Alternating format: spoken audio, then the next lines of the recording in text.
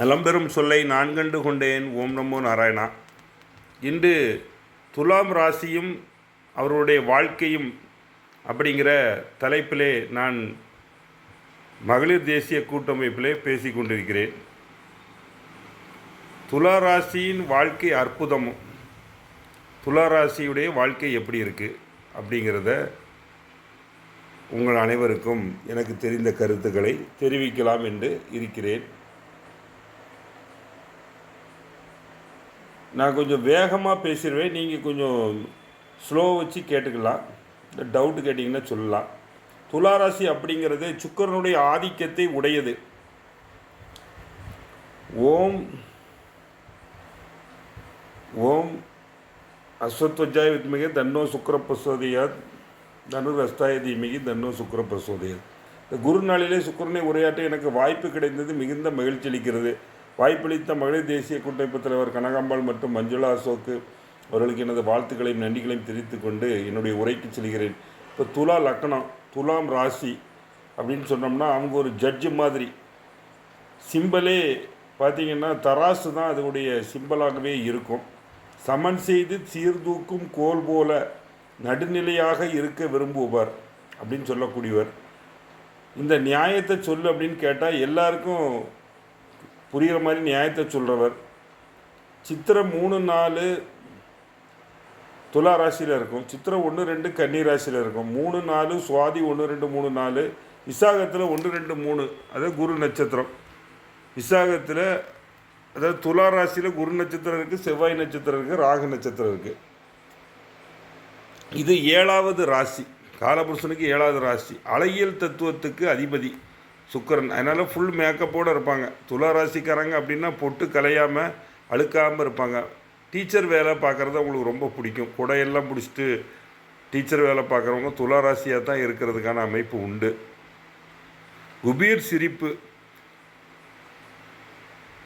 சிரிப்பு அப்படின்னு சிரிக்கக்கூடியவர்கள் மனிதனையும் ஜாதி மதம் கடந்த முக்கியத்துவம் தருவாங்க. மகனை தேர்காலில் இட்ட மண்ணீதி சோழன் போல, புறாவுக்கு தன் தொடையை அறுத்து கொடுத்த சிபி சக்கரத்தை போல நியாயஸ்தர் அப்படின்னு சொல்கிறதுல ஒருத்தர் நம்பிட்டா அவரையே கதின்னு இருப்பாங்க. அதாவது ஃபுல்லி டெடிக்கேஷன், ஒரு பயங்கரமான தொண்டன், கடைநிலை தொண்டனுங்கிறது. ஒருத்தர் பிடிச்சது அப்படின்னா அவருக்காக உயிரையும் கொடுக்கக்கூடியவர் அப்படிங்கிற அளவுக்கு செயல்படக்கூடியவங்க இந்த துலா ராசி.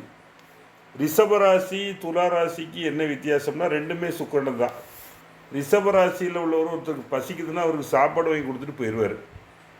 அந்த டைமில் கிளியர் ஆகிரும். ஆனால் துலா ராசிக்காரர் அடுத்த நாள் இவர் என்ன பண்ணுவார், அடுத்த நாள் இந்த ஆள் சாப்பாட்டுக்கு என்ன பண்ணுறாரு, சிந்திக்கக்கூடியவன் தான் துலா ராசிக்காரர்.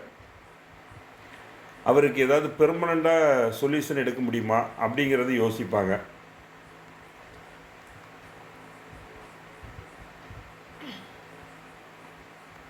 ஒரே நாள்லேயே ஃபுல் மீல்ஸ் போட்டு அடுத்த நாள் பட்டினி கிடந்தால் நல்லா இருக்காதுல்ல. இவருக்கு ஒரு ஏதாவது ஒரு வாழ்வாதாரத்தை ரெடி பண்ணலாமே அப்படின்னு ரெடி பண்ணுறவங்க தான்.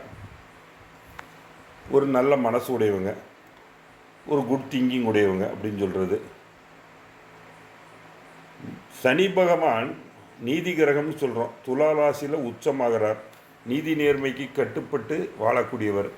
சூரியன் அங்கே நீசமாகிறார், சனி உச்சமாகிறார். சூரியன் நீசமாகிறதுனால நாட்டு நிர்வாகம் சூப்பராக பண்ணுவார். ஆனால் வீட்டில் ஜீரோ. வீட்டு நிர்வாகம் ஒன்றுமே தெரியாது. குடும்பத்தில் என்ன நடக்குது, பிள்ளைங்க என்ன கிளாஸ் படிக்குது, அவங்க என்ன மார்க் எடுத்தாங்க, ஏதோ ஸ்கூலுக்கு எந்த ஸ்கூல்னு போகிறாங்கன்னு மட்டும் தெரிஞ்சுக்குவாங்க. அதே அவங்களுக்கு பெரிய சந்தோஷம். ஒருத்தர் ஏமாத்தான்னு தெரிஞ்சாலே ஏமாறக்கூடியவங்க, தெரிஞ்சே ஏமாறக்கூடியவர்கள் அப்படிங்கிறது. துளாராசி சுக்கிரனுக்கு எழுச்சி வீடு. கூட்டம், சங்கம், சபை அதில் எல்லாம் எமோஷ்னலாக பேசி கூட்டத்தை தன் வயப்படுத்துகிற அளவுக்கு திறமசாலி. ஒரு மீட்டிங்கில் போனீங்கன்னா நல்லா பேசுவாங்க. மூத்த சகோதரருக்கும் இவருக்கு எப்பவுமே ஒத்து வராது. ஏன்னா மூத்த சகோதரன் அப்படிங்கிறது சூரியன். அந்த சூரியன் 11ஆம் வீட்டுக்கு அதிபதி துளாராசிக்கு. இங்கே நீசமாகிறார். அதனால் இளைய சகோதரருக்கு இவருக்கு ஆகுமான்னு கேட்டால் அதுவும் கொஞ்சம் கஷ்டம்தான். ஏன்னா இளைய சகோதரர் குரு 3 கூடியவர். குரு கூடையும் தகராறு தான். 2க்கும் 7க்கும் முடிய செவ்வாய் வர்றதுனால நெற்றில் அடித்தது மாதிரி வெளிப்படையாக பேசுவார். 7ஆம் இடம் மனைவி ஸ்தானம். அதனால் மனைவி இவரோட வேகமாக இருப்பாங்க. மனைவி தான் வீட்டு நிர்வாகம்.